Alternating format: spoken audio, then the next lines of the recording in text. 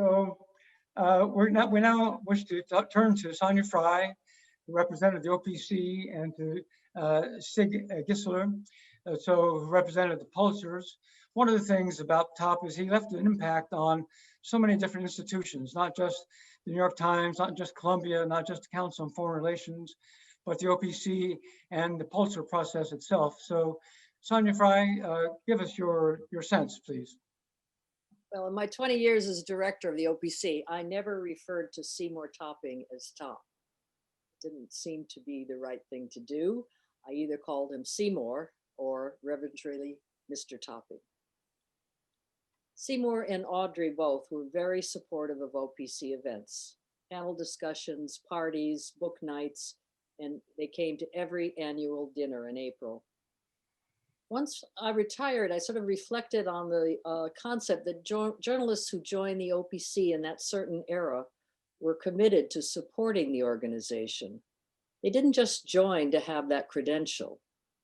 They wanted to socialize with their friends and colleagues. They thought it was important to show up. Woody Allen was not the only one that made that comment, that 90% of life and success is showing up.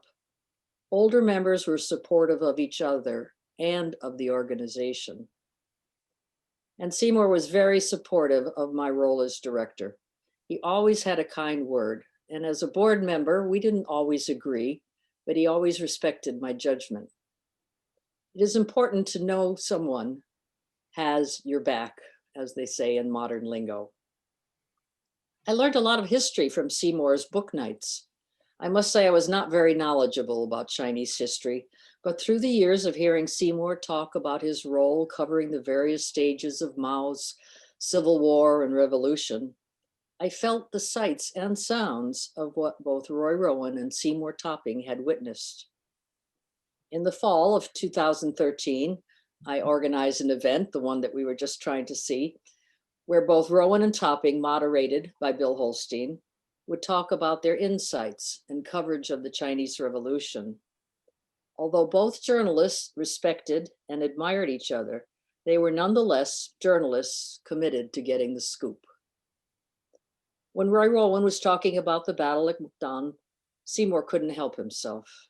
He turned to Roy and said, "I was in Mukden before you got there, but it was looking dangerous." Mukden, right, Mukden. You tried to get me to do it right, but I couldn't. He was looking dangerous as Mao had closed in. So I got out, leaving you to cover the fall of the city. Seymour Topping was a giant in journalism and a revered figure in the OPC. And you know, after a board meeting, back in an era when we actually had board meetings, we have drinks at the bar afterwards. And here we had a legend among us, and he would go down to the bar with us and order up a drink and want to meet people and want to talk. He didn't want to retreat into an ivory tower or retreat into history. He wanted to talk to younger people, preferably, about what are you doing now? And he really was genuinely interested in the mere mortals among whom he strode.